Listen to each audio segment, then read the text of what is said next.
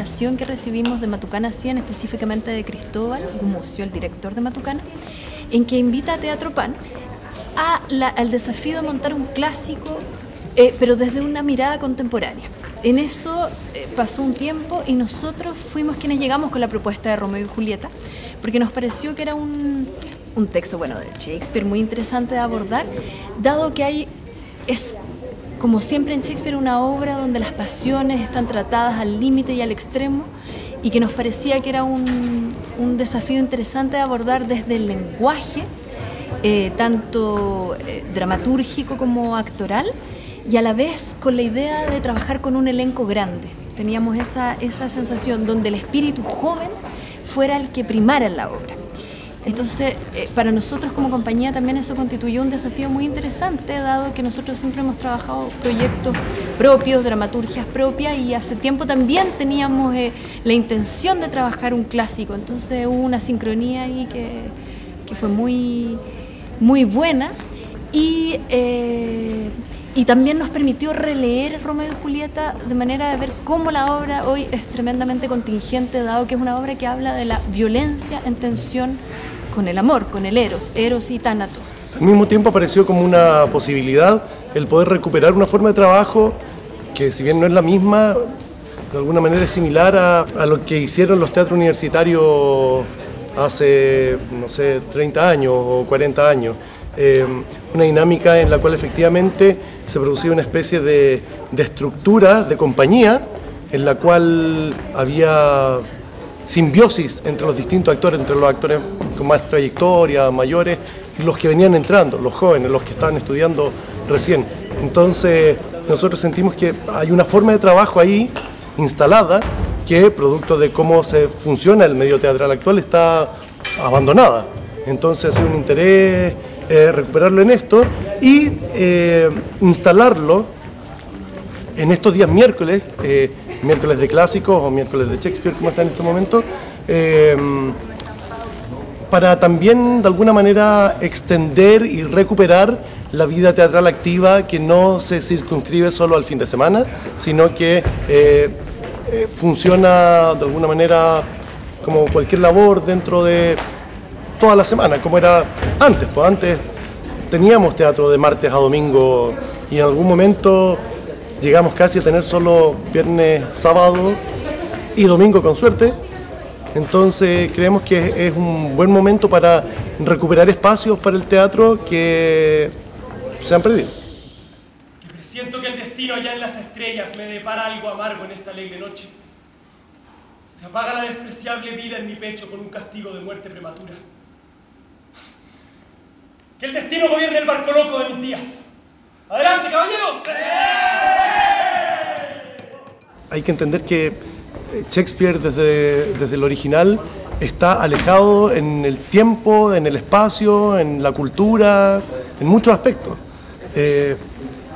Las traducciones a las cuales en general uno está acostumbrado de Shakespeare también, en general ya son antiguas, no son recientes.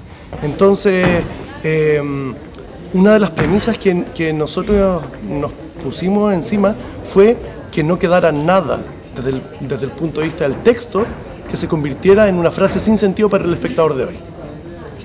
Entonces, entre las idas y venidas del texto con el traductor, se buscó efectivamente poder traspasar el sentido inicial que tuvo la frase, que tuvo la palabra que puso Shakespeare en ese momento, a algo que resonara hoy.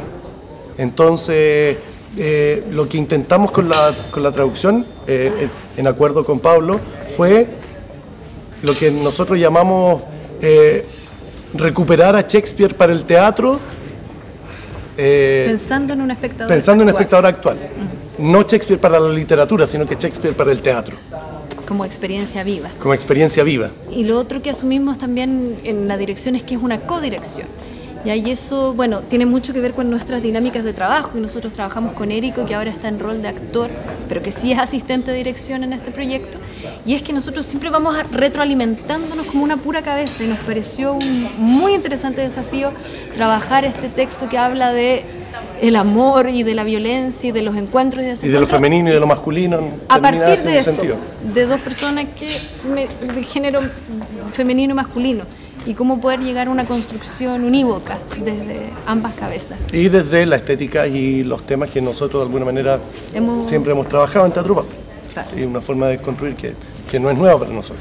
Los santos no se agitan, pero sí cumplen sus promesas. Entonces no te agites, mientras recojo el fruto de mis oraciones. Que se cure mi pecado con tus labios. A nosotros, de alguna manera, hemos buscado definir de la manera más certera posible qué es este montaje respecto de Shakespeare. Entonces, si bien hay un proceso de adaptación inevitable desde la traducción, o sea, en el momento de traducir uno ya está adaptando y no hay nada que hacer porque no podemos traducir palabra por palabra. Claro.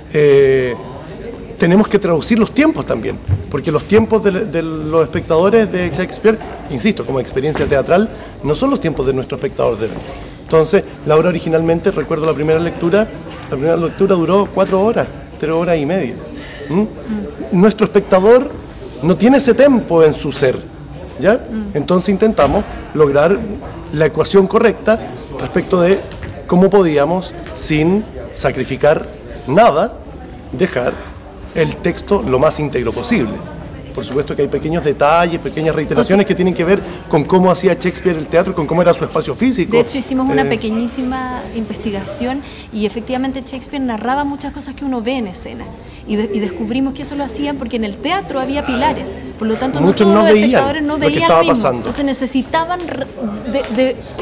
declarar qué era lo que estaba ocurriendo. Lo que ocurría, y eso se eliminó, por supuesto, porque el espectador de hoy sí lo va a ver en la puesta en escena.